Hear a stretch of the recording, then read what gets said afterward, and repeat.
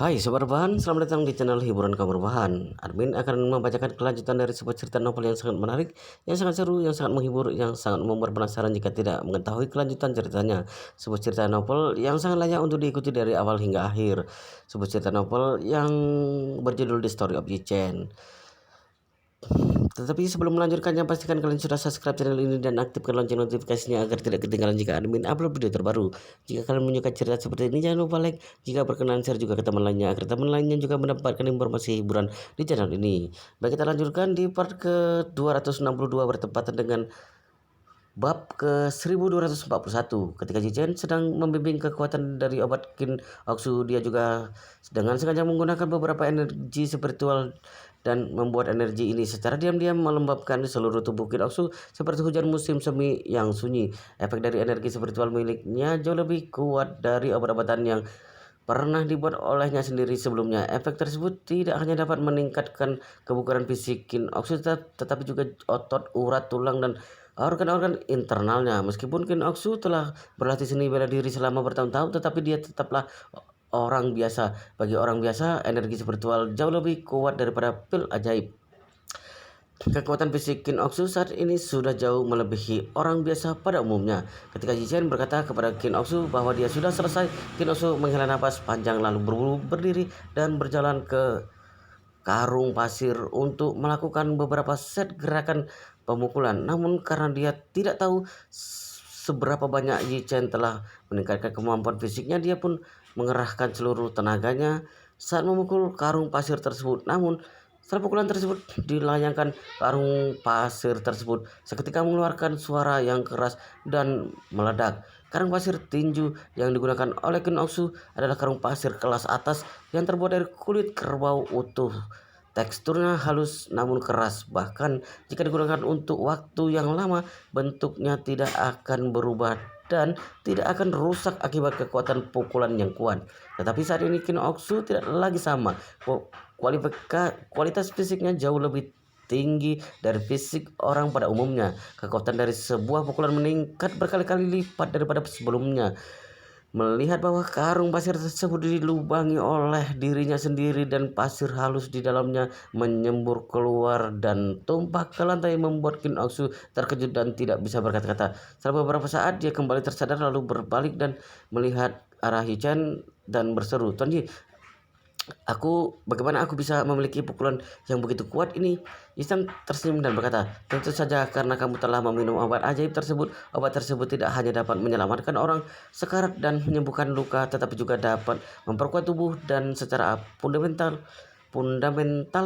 meningkatkan kekuatan tubuhmu." Qin Oxu berkata dengan terkejut, "Astaga, aku merasa obat ini bahkan jauh lebih efektif daripada latihan kerasku selama 5 tahun. Obat ini terlalu luar biasa." Izan mengangguk, "Kekuatan fisikmu saat ini sudah jauh melampaui lawan-lawanmu di level yang sama. Jadi aku percaya bahwa di pertandingan berikutnya kamu pasti akan dapat memenangkan pertandingan dengan lancar." Qin Oxu berlari ke arah Yichen.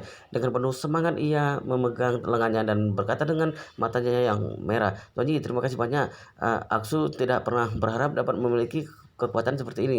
Sambil berkata, dia tiba-tiba berdiri berjinjit dan mencium wajah Ji Chen. Berdasarkan dari kecepatan refleks Ji Chen, dia tentunya dapat dengan mudah menghindari ciuman ini, tetapi entah mengapa kakinya seolah-olah seperti tenggelam dan dia tidak dapat bergerak sama sekali, atau mungkin jauh dari lubuk hatinya dia tidak ingin bergerak sama sekali. Wajah Qin Oxu memerah saat ini. Dia tidak berani menatap Ji Chen, melainkan tubuhnya menjadi kaku dan ia berkata dengan suara yang rendah, "Tuan Ji, jangan salah paham. Aksu hanya ingin berterima kasih pada Anda." Suara Qin Oxu semakin kecil dan di akhir kalimatnya suara sudah tidak dapat terdengar. Yi Chen menyentuh bekas kecupan dari Qin Oxu di wajahnya dan berkata, "Jika kamu terus berlatih keras, menurutku mungkin akan dapat bertanding mewakili negara di Olimpiade dan mengharumkan nama negara." Benarkah? Qin Oxu sangat gembira dan bertanya kepadanya, "Tuan Yi, apakah menurutmu kemampuanku benar-benar layak untuk berpartisipasi dalam Olimpiade?" Yi Chen tersenyum dan berkata, "Kualifikasi fisikmu saat ini sudah jauh lebih di atas rekan-rekanmu. Selama keterampilan, kesadaran, dan taktikmu dapat ditingkatkan. Sama sekali tidak ada masalah bagimu untuk dapat bersaing di ajang Olimpiade. Kim Ok-soo mengangguk dan berkata dengan serius, jika aku bisa mengalahkan itu anakku kali ini, maka aku pasti akan mencapai Olimpiade. Yi-chen tersenyum tipis. Aku yakin kamu bisa. Kim Ok-soo segera berkata, Tuan Ji, Anda harus datang di pertandinganku besok lusa. Jangan khawatir, aku pasti datang. Pada saat ini, CBD Kota Janjing, perusahaan hiburan terbesar di negara ini, grup hiburan Yinghua, Gu Kuiwi, artis wanita papan atas di bawah naungan Yinghua, sedang berada di studio hiburan Yinghua untuk melakukan syuting sampul majalah mode. Kali ini untuk keempat kalinya dia tampil di sampul majalah fashion, dan baginya itu adalah hal yang biasa. Gu Kuiyi di studio mengenakan gaun kontras hitam putih yang dirancang khusus untuknya oleh Channel. Dari auranya yang dingin tampak memancarkan pesona kesendirian dan sombong dan dia terlihat seperti wanita kuat yang hanya dapat dilihat dari kejauhan saja namun tak dapat didekati. Setelah videografer memotret beberapa adegan besar secara berturut-turut, Gu Kuiyi pada akhirnya menyelesaikan tugasnya. Asisten di sebelahnya segera melangkah maju dan memberikan secangkir air hangat dan sebungkus pil pencernaan Kobayashi. Gu Kuiyi sedikit mengernyitkan alisnya dan tampak seperti kesakitan. Setelah minum pil pencernaan dengan air hangat, segera dia merasa sedikit lega. Pada saat ini, bos dari Yinghua yang Ying Cheng mendekat dengan senyum di wajahnya dan berkata dengan kagum, Nona Gu Kui, penampilan Anda hari ini sungguh luar biasa. Anda sangat cantik sekali. Jika edisi majalah ini mulai dijual, ini pasti akan menjadi perebutan para penggemar kembali dan bahkan akan seperti edisi sebelumnya, harganya naik hingga lebih dari belasan kali lipat. Gu Kui berkata dengan dingin. Presiden yang dalam waktu singkat ini, jangan jadikan aku sebagai koper majalah. Aku tidak terlalu menyukai perasaan ini. Setelah mendengar ini, Yang Ying Cheng segera berkata seraya merayu, ayolah Nona Gu, pihak majalah yang sangat bersemangat untuk mengundang Anda. Ini bukan keputusan dariku. Gu Kuyi berkata, bisakah Anda menolaknya? Dengan halus, setiap kali aku masuk ke sampul majalah, kamu pasti selalu bekerja sama dengan pihak penerbit untuk menaikkan harga majalah. Sebuah majalah seharga 20 yuan dinaikkan oleh kalian menjadi 200 yuan bagi penggemar. Ini adalah kerugian yang besar. Aku tidak bisa membiarkan para penggemarku menghabiskan banyak uang dengan sia-sia begitu saja. Apalah artinya itu? Yang Ying Cheng berkata sambil tersenyum. Para penggemar rela mengeluarkan banyak uang justru karena mereka menyukaimu. Beberapa waktu yang lalu ada sebuah drama kuno. Kedua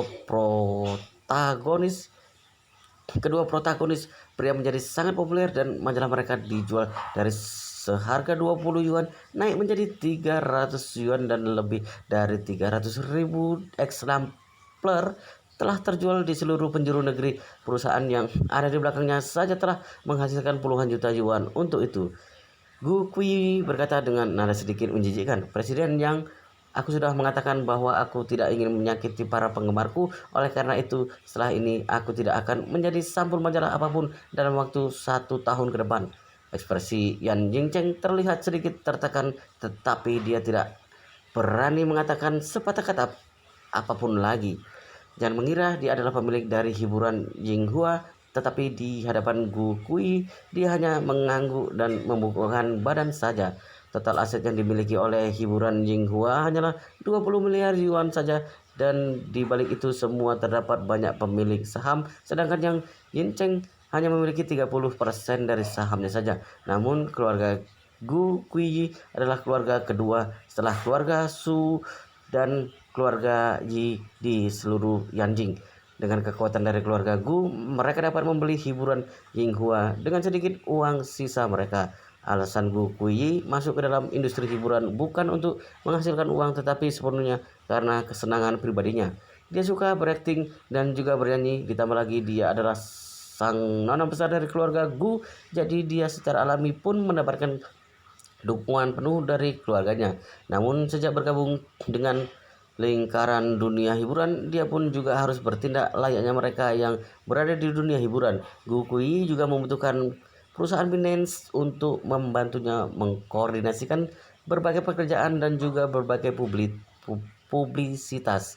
Oleh karena itu, Gokui bergabung dengan hiburan Yinhua milik Yang Yingcheng.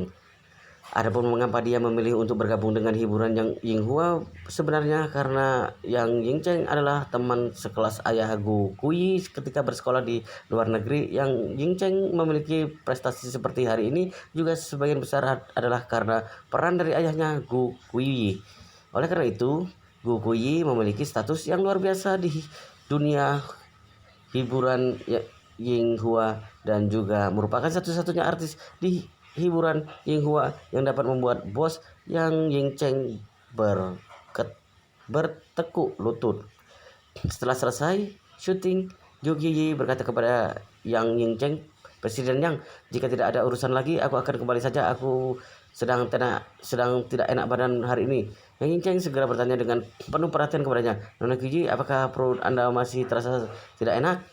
Zhu Yi menggelengkan kepalanya dan berkata, "Beberapa waktu lalu, sewaktu aku melakukan adegan syuting di Amerika, aku sedikit tidak terbiasa dengan makanan dan minuman yang ada di sana. Selain itu, waktu syuting sangatlah panjang, sehingga membuat perutku terasa tidak nyaman. Selama waktu itu, aku akan memulihkan diri di rumah. Jangan membiarkan aku pekerjaan dalam waktu 1 bulan ke depan. Jangan memberikan aku pekerjaan dalam waktu 1 bulan ke depan." Yan Yingcheng yang tidak berani membantah segera berkata, "Nona Kuyi, jangan khawatir. Anda beristirahatlah dengan baik di rumah bulan ini. Nanti aku akan pergi juga ke rumah Anda untuk meminta maaf kepada ayah Anda di lain hari. Selama Anda pergi ke Amerika untuk syuting, aku seharusnya menyiapkan 2 orang koki untukmu agar pola makan dan minum tetap dapat terjaga dengan baik. Semua salahku karena tidak memikirkan segalanya dengan baik." Qi Kuyi melambaikan tangannya sedikit. "Ini tidak ada hubungannya denganmu. Tidak perlu ditanggapi dengan begitu serius. Aku pulang dulu." Yang Yingcheng bertanya dengan sungguh-sungguh, "Nona Kuyi, apakah Nona ingin saya antar pulang?" Gu Kuyi menggelengkan kepalanya. "Tidak perlu, mobil pengasuhku sudah ada di lantai bawah."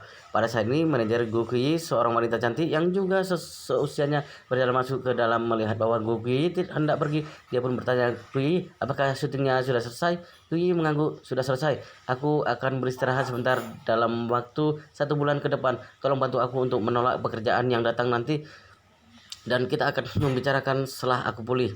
Begitu sang manajer mendengar ini, dia segera berkata, "Baiklah, kalau begitu aku akan mengurus segala pekerjaan yang ada dalam waktu 1 bulan ke depan."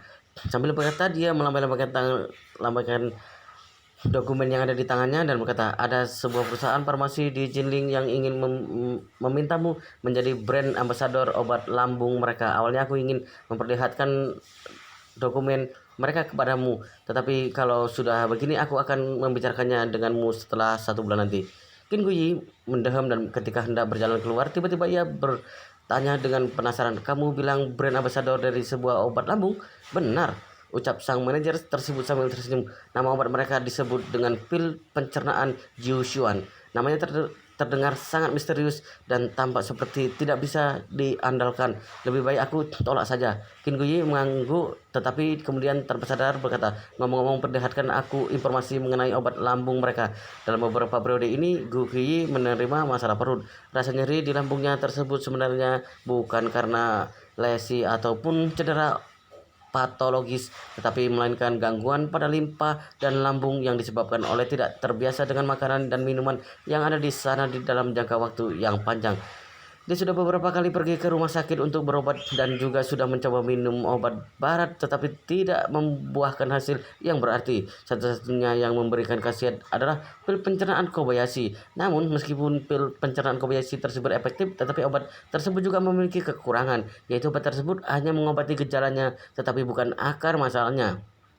Ketika perutnya merasa ketidaknyamanan yang sangat kuat, cukup dengan mengambil sebungkus pil pencernaan Kobayashi, maka rasa tidak nyaman di dalam perut tersebut dapat segera dihilangkan. Tetapi khasiat ini juga memiliki batas waktu tertentu. Kadang kala khasiatnya dapat bertahan hingga 5 atau 6 jam, tetapi di saat buruk khasiatnya mungkin hanya dapat bertahan selama 1 atau 2 jam saja. Guguyi setelah menggunakan pil pencernaan Kobayashi selama seminggu penuh. Dalam seminggu ini, dosisnya penggunaannya semakin lama semakin besar, tetapi setelah efek obatnya terlalu berlalu, dia masih dapat merasakan rasa tidak nyaman yang kuat. Dengan kata lain, pada dasarnya gangguan limpa dan lambungnya sama sekali belum terobati. Oleh karena itu, dia berencana untuk mencari dokter pengobatan Tiongkok terkemuka di Yanjing untuk membantu memeriksa kondisi dan di bulan berikutnya membawa pulang beberapa butir obat Tiongkok dan memulihkan diri dengan baik. Namun melihat kebetulan seperti ini, ada sebuah perusahaan farmasi yang ingin menjadikan diri brand ambassador-nya membuatnya sedikit tertarik. Oleh karena itu, dia pun meminta informasi tentang pil pencernaan Jisuan ini dari manajernya dan melihat sekilas tentang pengenalan obat tersebut. Di dalam kata pengantar tersebut, pil pencernaan Jisoo yang terbuat dari sebuah resep kuno Tiongkok yang memiliki kegunaan untuk menyehatkan perut dan kemudian dilengkapi dengan teknologi farmasi modern sehingga menciptakan sesuatu jenis obat-obatan yang baru. Obat ini memiliki efek penyembuhan yang baik pada gangguan limpa dan juga lambung. Wow, luar biasa sekali guys, ceritanya sangat menarik, sangat seru, sangat menghibur, sangat membuat kita penasaran jika tidak mengetahui cerita kelanjutannya. Tapi sepertinya di video ini cukup di sini dulu dan kita akan melanjutkan di part berikutnya, di video berikutnya. Tetapi jangan lupa untuk subscribe channel ini dan aktifkan lonceng notifikasinya agar tidak ketinggalan jika admin upload video terbaru. Jika kalian menyukai cerita seperti ini, jangan lupa like, jika berkenan juga share ke teman lainnya agar teman lain juga mendapatkan informasi hiburan di channel ini. Baik, kita lanjutkan di part berikutnya di video selanjutnya.